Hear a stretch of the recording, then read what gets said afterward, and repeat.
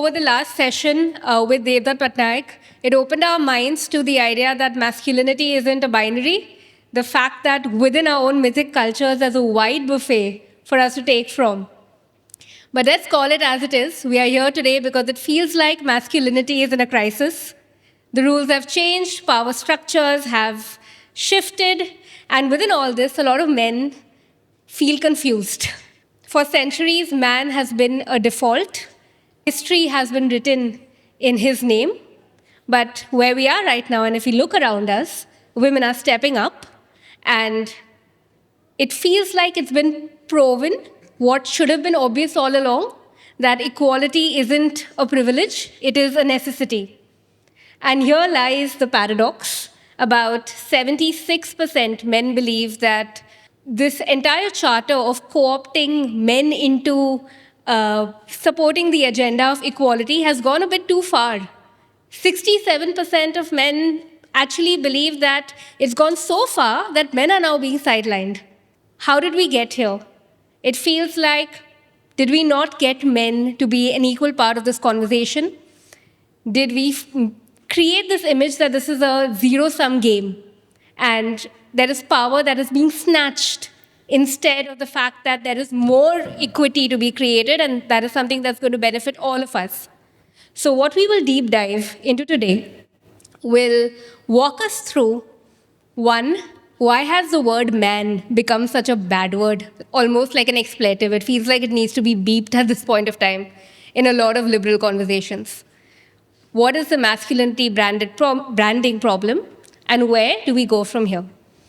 My first question is for Arvind, whose team is also behind the report. Arvind, in working on the report, what were anxieties that men face that emerged that you feel hasn't been represented in mainstream cinema and in advertising? What we found, and we obviously spoke to experts, we listened to social listening, we saw media representation. Success is the most dominant trope in storytelling in India. And because success sort of, in a sense, becomes a measure of masculinity, it's a very material idea. The idea of masculinity in India is very materially viewed. So all other questions of, good, bad, ugly, being a good provider, of being a companion, of being an emotional provider, these are needs men are talking about because their partners have evolved way ahead of them. So the anxiety is that the person they're trying to be with has evolved. There's no room for work in progress. Let me just say, there's no room for men to be work in progress in storytelling. They're good, bad, ugly, they're fully formed. And that's really, I think, the problem, that they're sort of locked. They're locked ideas. And they're not enough movement. Yeah. We don't have those stories. We haven't been able to write those narratives. OTT started, doing some of that. Which brings me to Anila. If we talk about the idea that the only way in which we view masculinity is there needs to be this idea of progress, and there is no room for men to actually be human, 3D, fully fleshed characters. Within your own body of work, it feels like we haven't explored within advertising this work in progress, nuanced man. What do you think these depictions could do for consumer loyalty within brand perception? And why do you feel we haven't forayed into this as yet? Yeah, it's a topic I have felt passionately about for a while, actually, and I've tried to drive it as well. And, honestly, the discourse is not a new one. It's coming to light and getting spoken about a lot more now. I remember on one of our mass brands, even 10 years ago spoke about how the man was actually the conflicted enabler. Right? Because as you move from joint families to nuclear families, from rural areas to urban areas, actually all support systems went away. The woman started stepping out of the house by pure necessity. The man had to let her. And what was more important was that whilst the woman very rapidly came together to form meaning systems, to form sisterhoods, to support and guide her in her journey, actually the man did not find that mentorship, right? Because look, I can't look at my father. My father was never in the same situation that I am. So I personally think that the man has been on their own slower journey. It has been a slow one. I think it's just seeing fruition now. I think when it comes to advertising, and Arvind said it earlier in the day, pop culture, especially in India, trends to be a little bit more foresight. So it shows you where the country will be at in 5 years. And actually, I do think pop culture drives social culture in a very large way.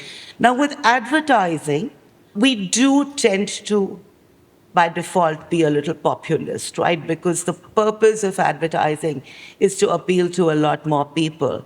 And again, I come back to what Arvind said, right? It is about the men wanting to demand it, right?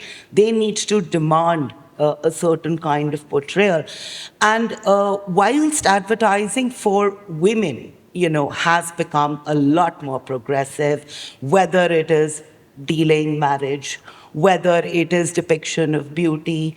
There are brands that have taken on those narratives and driven them for the last multiple decades, I would say now. I think for men, sadly, it remains true that advertising has remained a little bit in the binary, right? But very nice to see that pop culture actually is driving some of the intermediate steps on the binary scale. And, I have no doubt that advertising will follow. With respect to, sorry, your question on brand loyalty and affinity, certainly, look, it is proven, and, to the myth versus reality that Mr. Patnaik said, actually, I can measure and tell you that advertising that resonates with people, that depicts people in the real way, actually does much better, right, in terms of in-market results. Wonderful. So it feels like pop culture is likely to find its way into advertising narratives. And what we are seeing right now is the inception of that. But I'll take from something that you said just before I go to Paramita, the idea that Anila just spoke about, that women stepped out because of necessity, and then she found her sisterhoods, and then she found the discourse around empowerment, and then she found the strength within these allies to mentally reconcile with the idea of what her place in the world is. And while this started happening, it feels like men are on a slower journey, so they aren't on the same page, and therefore, what's evident in the report is that 76% men believe we've gone too far in this idea of female empowerment. Stop now, if we are to coexist. In a country of 1 billion people, it does feel like our natural state is a state of a scarcity mentality. That if you're giving it to her, you're taking it away from me. What does it take to shift towards an abundance mentality? We may not be very well served to think about the questions of masculinity in isolation, right? I mean, I think one of the limitations of discussions around gender in mainstream spaces, by which I mean spaces deeply embedded in capitalism, is that they tend to be very atomized, right? Like they don't look at life and identities as intersecting, overlapping, and always in relationship to each other. So I think it's not as if men have become more toxic in isolation. If the world is more toxic in certain ways, like the question of success is not embedded in culture, which is disconnected from the economy. The economic culture tells every one of us, not only men, you have to succeed. And success has to be scale. And if it's not scale, then it's not relevant. And there are questions of caste that continuously are intertwined with questions of masculinity. I think men care very much about the opinions of other men. And that tells you something about the world of masculinity, right? That it exists in a slightly insular fashion. And the invitation to be part of the world is becoming very tough. I think what we are not seeing, like social media and other things, because I think popular culture is all of culture. Actually, all culture is popular culture, right? Maybe advertising's loss is that it has ceased to be a part of popular culture. We are not now inhabiting a world in which the catchphrases of advertising are part of our everyday conversation, right? Like, mera number kab aayega? Or there were these kinds of slogans that are in advertising that become part of our life. But we're not really seeing that. Maybe that's because advertising itself and communication to a great extent operates through marketing categories which overly are interested in defining populations by identity. So all women are like this, all men are like this. So this kind of homogenization that's there in the larger culture is also part of what is making people feel so frantic and so unsuccessful, because there's only one measure. So I think that's something we should keep in mind while discussing all of these questions of gender. But at a very simple level, so I run a platform called Agents of Ishq, which is about sex and love and desire. And when we started, we consciously did not really address men very much, because everybody always imagines that men are the starting point, and we all wish to be like men, and then we will be successful. So we consciously centered the lives and experiences of women and queer people, because all men are not heterosexual, upper caste, upper class men in suits. There are all kinds of men in the world, right? So what we found is that it created a thriving kind of conversation, and it's going to be 10 years, but heterosexual men continue to be deeply reluctant to speak about intimacy and vulnerability, and they feel left behind. So when they say it's gone too far, what they really are saying, I think, is, I'm not able to move, I'm stuck. Somebody save me. But they'll have to save themselves. So maybe the question for us is, what kind of framework can we offer that enables people to think, I could save myself by doing this? And from what you said, it feels like one answer is to stop the idea of the monolith. All men are like this, all women are like this, and sort of just brand us in a bunch of different boxes, because this is what the media size looks like, so on and so forth. And I think, Anila, you touched upon this as well, that we ought to have more nuance, and what we see in OTT is going to sort of seep into advertising. Another interesting thing that I took away from what you said is that when we talk about masculinity, the idea of toxic masculinity is not in isolation. It feels like that's the world we've inhabited, which brings me to Guy. Do you see similar trends within global markets and in the UK? Do you feel like men caring about the opinions of other men and how it sort of interferes with how they show up every day in engaging with discourse around feminism? Do you see similar patterns? Yes, but before I answer, I just want to say I agree with what Paramita said, that we shouldn't look at this issue just in the context of gender, because it's wrapped up in a whole heap of other things that are going on in the world, in India, in other countries around the world at the moment, with this, move towards more division between rich and poor, between liberals and conservatives, age, young and old, suburban, urban. I mean, lots of different sort of intersections here. But no, I do think it is. I do think this is a global trend, and it's certainly happening in the UK. We've got an increasing trend for male violence against girls and women in the UK, which is deeply worrying. I mean, not from the highest base compared to some other countries, but still, it's going in the wrong direction. We've got this issue of toxic masculinity showing up, I think, everywhere. There was an interesting study that Ipsos did, commissioned by King's College London, and they published it a couple of weeks ago to mark International Women's Day, and it was a 30-country study looking at gender issues and different perspectives of people. So there were 24,000 people that participated in this study, so a big study. And it showed that the younger generations, particularly Gen Z and millennials just behind them, are more divided now on gender roles and so on than the older generations. 60% of Gen Z men say that men are expected to do too much to support gender equality, compared to 38% of Gen Z women. Still quite high though, right? For Gen Z women, 38% think it's gone too far. 57% of Gen Z men say that it's gone so far that men are now being discriminated against. And again, 36% of Gen Z women agree with that too. On the positive side, 2/3 of everyone in all countries, pretty well, and all generations, personally supports gender equality.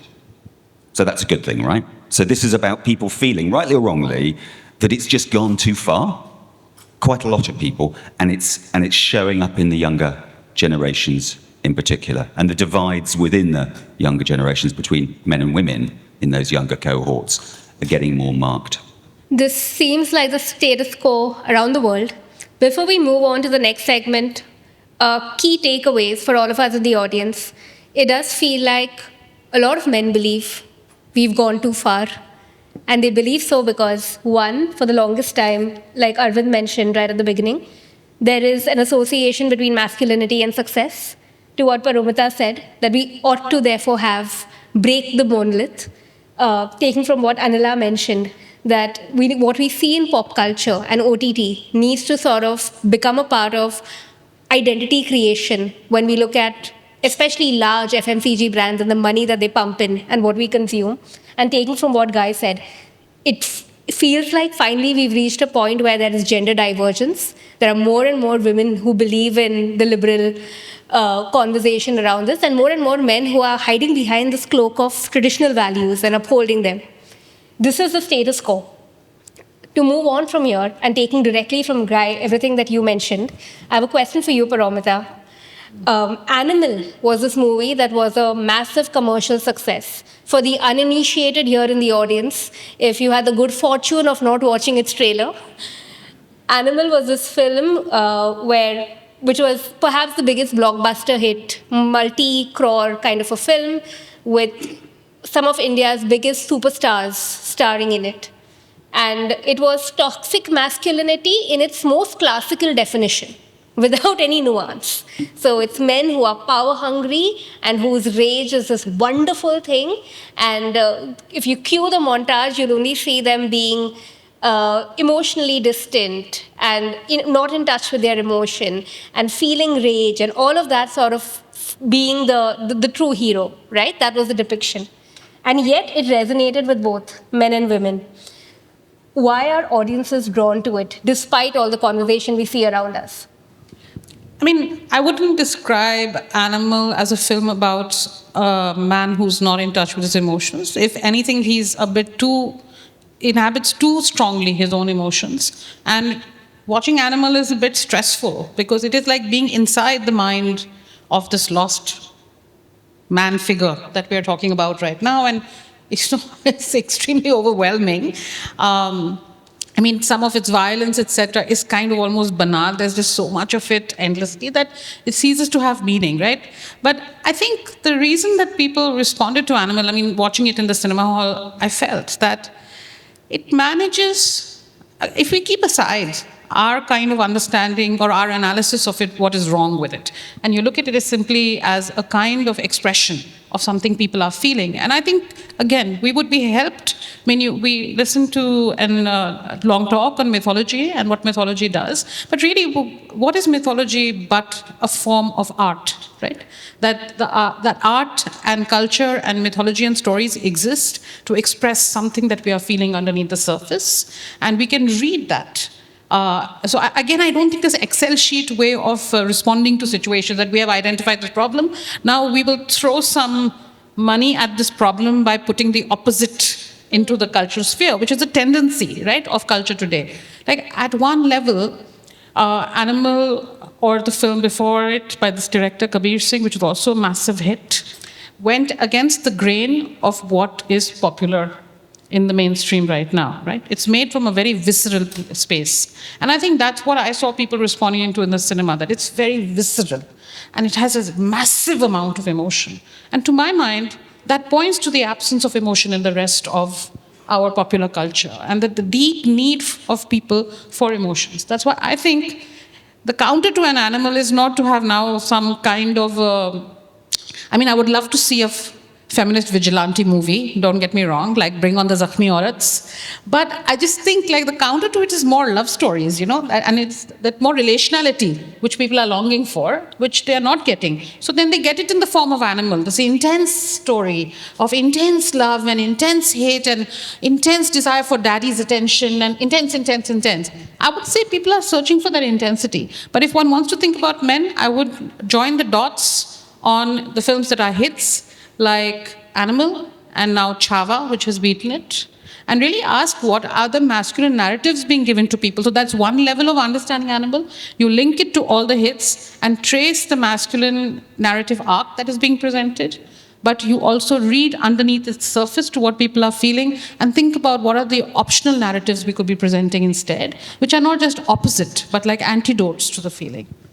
No, that's a wonderful answer. If I may add, Yeah. we do need a study of the attractiveness of damaged men in this country.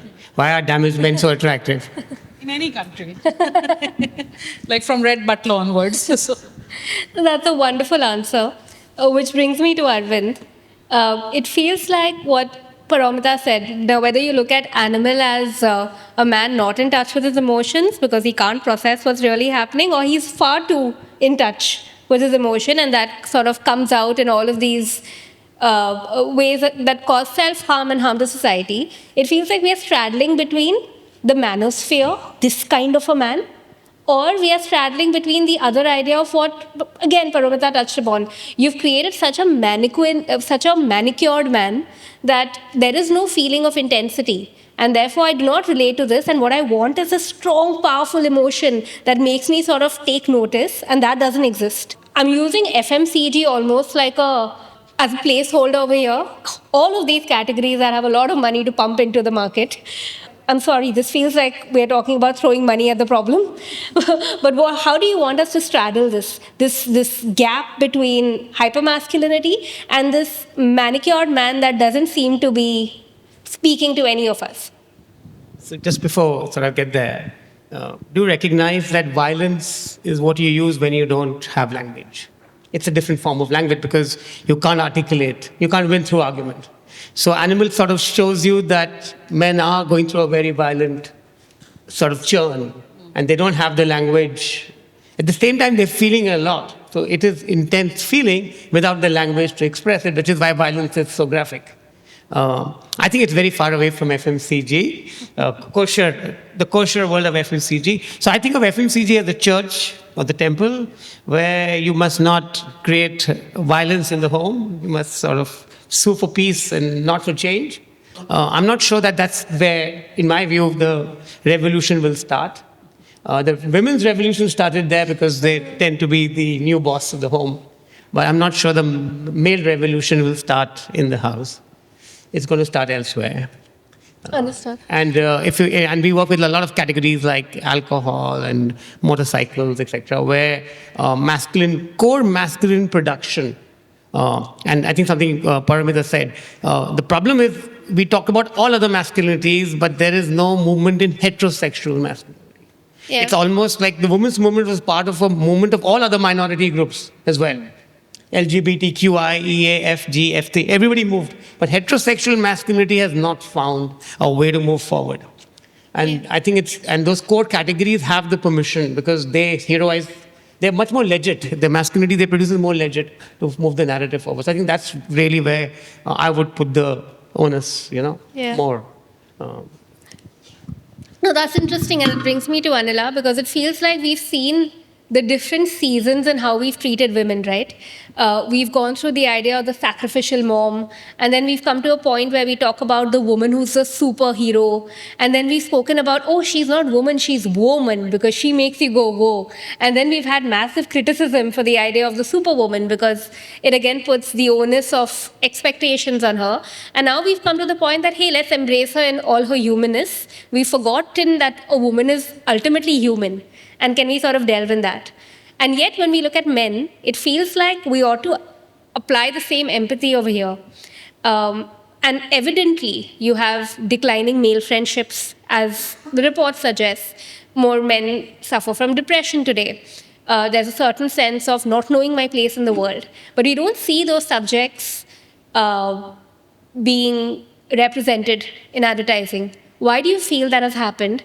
And through your vast body of work, have you ever experimented with this? And is there evidence of it not working? First of all, let me acknowledge that the instances are few and far in between, right? For example, when you do a Raymond Complete Man, or when you do some of my brands, which are also, let's say, in similar light, because of the fact that very often even male-oriented products are bought by women, and then the advertising is targeted to them. You do what in the report was the female definition of the man, right? And that is a softer definition, right? That is the lover archetype really coming true. To take on serious anxieties or human stresses that the man may be feeling requires a bold step. However, I think even within FMCG, and I actually do agree with Arvind that it may not be where the movement starts, but it may start in other categories, potentially alcohol, cars, I can think of a few more. But I think the concept of equity/equality has come, and there are many of FMCG companies as well as ourselves as HUL, but also some of our competitors, which are taking the discourse forward. And the journey, like you described the journey on the women, where a lot of the narratives have actually led thinking in the country, right? So they have been very, very forward-looking to that effect. I think the same has started very much, I would say, about a decade ago in India as well. So, for example, a washing machine, washing powder brand, which 10 years ago started going and telling Indian people to encourage their wives to work, right, in rural heartland India. And today actually does it very differently, right? I remember at the time, if you had to show the man to be washing clothes, you needed the excuse of the woman being sick or the woman being pregnant. Today, to show the man washing clothes in even heartland India is completely accepted. In the afternoon, my colleague Ashwin will come and speak to you about the journey on Vim. And that has been a beautiful journey where earlier the man had to be prodded, right, to say, okay, dishwashing is everybody's job, to today where it's very much normalized. I think the one thing advertisers and advertising agencies, all creators, have to think about is, and I love the construct of RAP. It stands for role, appearance, and personality. And it holds true for all protagonists, well, gender not really withstanding here. What is the role that you're showing the protagonist in? Is that role too stereotyped? Is the appearance too stereotyped? And is the personality too stereotyped? And there is enough and more quantitative, qualitative evidence today to suggest that when you do conversations with Indian people that are normalized, not preachy, please note, everybody rejects, nobody wants a lecture in advertising or in pop culture. But when you show a normalized, progressive conversation that makes for super evocative advertising, that actually increases brand loyalty. I just want to learn that again. RAP is Role, appearance, personality. interesting. That's super actionable in how we all think about this. Which brings me to Guy. If I have to look at the RAP model, role, appearance, and personality, in your experience at the ASA, have you seen brands that have challenged outdated ideas of masculinity and sort of used this model and end up being fairly successful in the intensity that they've been able to garner from audiences? Yeah, it's a good question. It reminds me of the RAP model, reminds me of the Unstereotype Alliance's 3Ps playbook, which is presence, perspective, personality. And I think it's sort of coming at it from the same sort of direction. Yeah, yes, we see lots of brands in the UK and beyond challenging outdated masculine stereotypes, trying to create a new sort of, trying to normalize other male strengths. I think some do it well and have done it well, and they have probably been very effective campaigns. And we know about the business case for inclusive advertising. The data on this is really quite strong. I suspect the ones that do it well because the ads ring true and come across as authentic and have a good fit with the brand, rather than being a bit in your face and jarring. And certainly we've also seen examples in recent years of brands that have done it in a way that's come across to the audience as really jarring. And there's been quite a lot of backlash to those campaigns. So how you do it, it's not something we talked about yet on this panel, but I think how you do it, how you try and be progressive in your portrayal of gender roles and characteristics in your ads really, really matters. And doing it in a way that is just credible and authentic to your audience. Maybe they don't even notice it, right? Because your main message is something else and it just rings true. Maybe that's the best way of doing it. This is a great segue for our next section. Over the next 15 minutes, what you can brace yourself for is the future of masculinity. But before that, quick takeaways. It feels like the opposite of the toxic masculinity is not a manicured man, because it feels like we've created an antidote that is not intense and is not speaking to anyone. So in our own evaluations and creations of this new male, we ought to ensure that we create something that is equally complex and equally flawed and equally human if it is to work. We've created something that is super safe, and therefore it feels like there is a void and there is no option. And perhaps the reason why films like Animal are successful. To what Arvind said, if FMCG led the evolving depictions of the women, it feels like there is another industry who ought to do this. So that's open, and it feels like it's an open gap for a lot of the decision makers over here to look at real issues that men are facing. From what Anila said, I feel it's an extremely actionable way for us to look at how we evaluate male caricatures that we are creating at this point of time. But if we are to move it towards something more real, we need to look at its role, appearance, and personality and see, is it too stereotyped? And finally, to what Guy said, there is enough of a business case for DEI, which brings me to this section. Despite the strong case for DEI, it feels like it's almost unmistakable. It's still not the strongest argument in a boardroom when budgetary allocations really happen, when sponsorship that happens. It feels like it's great for media-trained answers, but there's strong pushback around DEI in most corporate firms. Why is that so? I doubt it's because the business case isn't strong. I suspect it's because what boards perceive is going on in the world, and they worry about a backlash against their brand.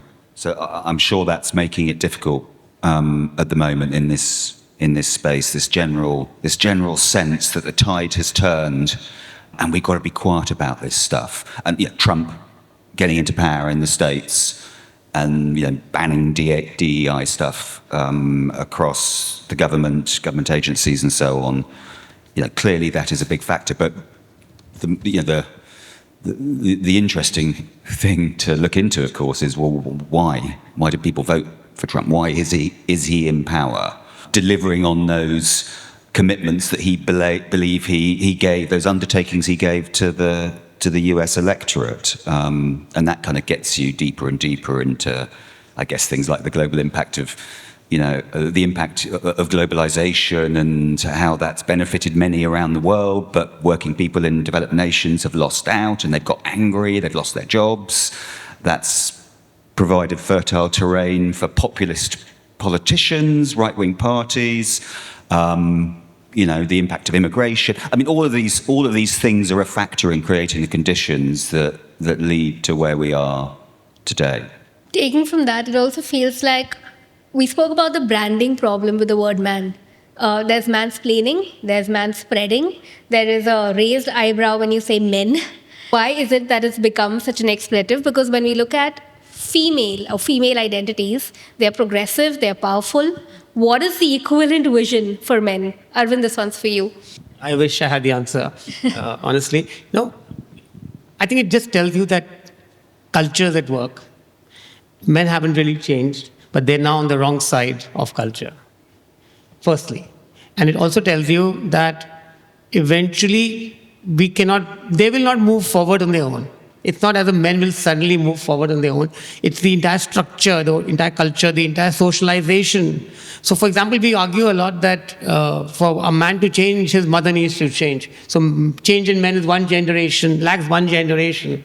because first the parenting has to change, and a lot of that comes from the mother. The other is social, economic trumps everything else. So the economic realities of the new world, the way you need to groom, the way you need to dress, the way you need to talk, the way you need to be employable, the kind of job market, the service economy, the creative economy is calling, is a massive sort of retooler, reskiller that you can already see. I don't know how carefully you've noticed young people and how they sort of dress and groom. You'll see there's a massive market there now. Yeah. There's a massive market for beauty, for vanity, for grooming, for curation of the self. So economics is the other big thing that will move this conversation forward by definition, because you will not be relevant. Evolution will demand that to be relevant, you will need to. So I'm not sure this is going to be an intellectual and cognitive change as the men will reprogram, how they should be. It's like a market force-led sort of, the demands from the market will demand to be competitive, to be relevant, to be attractive. So that's why I look at those markets. I look at those categories as the lead categories, because they will accelerate without getting into the morality of it, without getting into the technicality of good, bad, ugly. They will just sort of demand evolution. Wonderful. Anila, how would you answer this? Yeah, I think I would tend to agree with Arvind, right? It really finally comes down to, from an advertising point of view, from what the consumer is demanding and what the consumer is asking of the brands, right? So you can come at it from a foresight point of view. So I can predict the consumer demand ahead of when she says it. So, for example, Dove pioneered real beauty in the world a lot before women were conscious, right? And they brought the narrative to the front. And I think that is what will happen with some of the male anxieties as well. I think what is very good is that today we have started the conversations already, and there is consciousness that there is a lot more brewing. Like I said, even 10 years ago, some of it had started, but no one was even acknowledging these narratives. Today, there is the acknowledgement. With acknowledgement comes the consciousness, and eventually, I have no doubt advertising will follow. And honestly, in our experience, and we measure, in our advertising testing, we measure something called an unstereotyped metric, right? And the unstereotyped metric is not just about women. It also, we ask the same questions with both the genders. And it's really about saying, did you find this depiction of the man or the woman aspirational? Did you find it relatable? And which aspect of it bothered you, if at all? We find actually that there is a one-on-one correlation between advertising that manages to unstereotype or show actually the gender portrayals in a realistic fashion and a relatable fashion to the success of the advertising in market. So honestly, it is in the favor of every marketer out there to create advertising that resonates with people, right? Yeah. Gender agnostic, really. Yeah. For Paromita, it feels like Arvind and Anila have taken this, that market forces ultimately will push aspirational ideas of men. And without touching the morality of it, it feels like the discourse will move towards that. In your mind, but where we are today, it feels like, I see you disagreeing. Yes.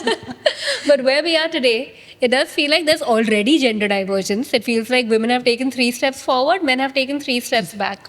I mean, we can talk about what is forward and what is back endlessly. For example, have women taken that many steps forward when it comes to employment, when it comes to their salaries? I'm not sure. So let's not make this very linear binary conversation about gender. Market forces have brought men to where they are. So let's also keep that in mind, that you want to model a man, whether that man is manicured, metrosexual, retrosexual, etc., all in order to point to success. Like what is advertising's narrative is linked to. You will be a successful man, and your success as a man means with the car, with the expensive booze, with the whatever. The reality of the world is that not all people are able to reach that level, and no longer does the economy allow us to even aspire or dream of that, right? Everybody is told that you should be like starting your own YouTube channel and, model yourself along Ranveer Allahabadia's trajectory, and that's the path to success. But we know how many people can actually make that happen is minuscule. So there are these narratives of success which are around us, which are impossible, and they're impossible for people of all genders. It is not limited to men. So that's important to remember. To go back to your question about, is man now an expletive, mansplaining, manspreading? These are descriptions of behaviors which are real. And yes, the first time that our habitual bad behavior is pointed out to us, that which we are not conscious of, we all feel butthurt. That happens. Nobody likes to have it pointed out that, hey, do you understand, Paramita, that this perception you have about something comes from your caste position? The first time somebody tells you it's hard. So, okay, men are going through that hardship. They might have to acquire some resilience. But if one were to think about how one can alter narratives, I think it's very important, and I really believe in this, to look for inclusive frames. You're not going to be able to solve anything by saying, okay, here's a guy. Are we going to get a nice, little Barbie kit to make progressive Barbie boy, progressive whatever? That's not going to change anything. So unless we find inclusive frames, I think, for example, love is an inclusive frame. There's a deep feeling of loss of love in all people and a kind of breakdown in intimacies, right?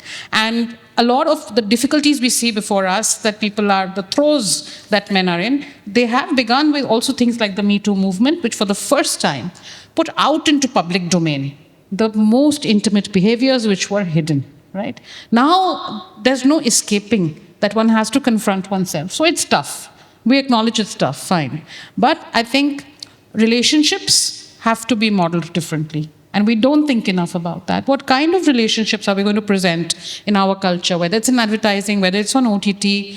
Earlier, Hindi films, for instance, you had an Amitabh Bachchan, but you had a Sanjeev Kumar, and you had a Rishi Kapoor, and you had a kind of spectrum of masculinity in movies. And you had relationship stories and family stories and loneliness of men. You had what we call toxic masculinity. You had the whole 9 yards. How much are we seeing in terms of the diversity of experiences? Because even on OTT, there's a kind of aspirationality that is sold that, okay, if it's a story about a woman, she has to be badass. It has to be about a certain menu of topics. That's not really doing any great service to human beings, right? So what does it mean to be a man is one question, but what does it mean to be a person is a much bigger question. It's a much more inclusive question. And there is a hope in that of actually bringing some newness of thought. So I would say we would really be served by thinking hard about that instead of, this one-to-one problem solution way that we are thinking.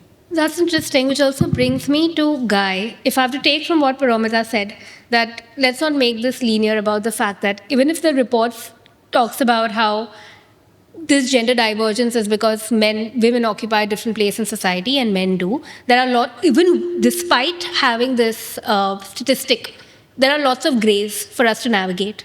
And self-regulatory bodies, like the ASCII here, the moment is always perceived as this advertising police. So perhaps even if you have to take the idea of, I want to create guidelines for what an inclusive frame could be, or I want to create thought starters around what breaking these monoliths look like, it doesn't serve the purpose if it's viewed as this advertising police. How do you sort of walk this tightrope? Well, I think you've got to be thoughtful about it.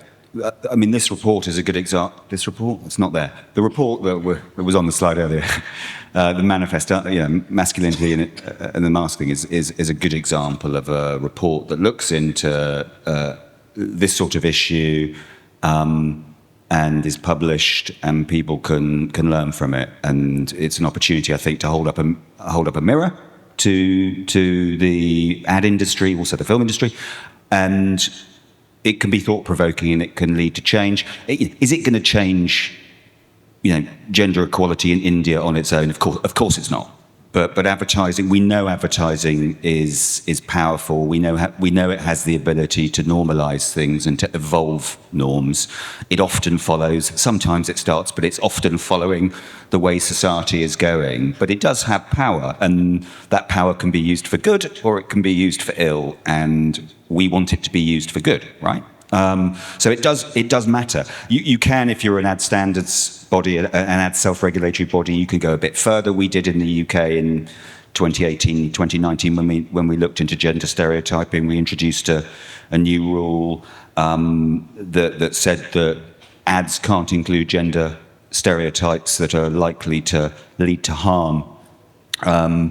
And we have banned ads under that rule, not loads, but we have banned ads under that rule when we have felt that the ad has gone just too far in sending the message that it's a woman's job to do the washing. Only men can do DIY without messing it up. That sort of thing. Doesn't of course mean that ads in the UK can't feature women doing the shopping. Yeah. Doesn't mean they can't feature men doing DIY. It would be ridiculous if we were stopping that. But when they go further and they send that message that certain roles and certain characteristics are the sole preserve of one gender and are denied to the other gender, we have sometimes stepped in. But we wouldn't say that all self-regulatory bodies around the world should be doing the same as we did. We chose that path. And we also, of course, published our report that looked into the harms on individuals and society that can come from gender stereotyping for girls and women, but also for boys and men, precisely because we have problems in the UK, as you do in India, with male suicide. We have problems with very, very few of our school teachers, our primary school teachers, are men. They are almost all women, and we have a significant number of children who don't have a male role model at home. They have absent fathers. So where are they getting their male role models from? It's not at home. It's not at school. It's probably online. These things matter. We're likely to conclude in a couple of minutes. I'm opening this question overall because it's an important one for us to talk about. The report evidently suggests that there are more men who believe that this is a structural problem, that if there are systemic inequities and homes and organizations need to do better to create equity for women. And while this is true, there is a certain sense of detachment from my own role as someone who's privileged in society, even though these identities do exist at the intersection of caste, social class, so on and so forth, to be like, I have a role to play here as a person. Why do we feel that's happened? And how can we get more men to cultivate the idea that this is their dog in the fight? I was discussing, speaking to somebody yesterday about the report and a Gen Z at work. And he said to me, look, the good part is that the men today, the new generation, is growing up without the privilege. Of course, very aware that this is a certain socio-economic strata of people. But for example, all our sons have grown up without the male privilege, right? They have been treated no different. And which is why also it rankles them the most. I think it is about slowly but surely, when the role, appearance, personality stereotypes go away from society in a slow way, that is when true change will happen. And that normalizing starts at a very early age in your home first, but also in schools.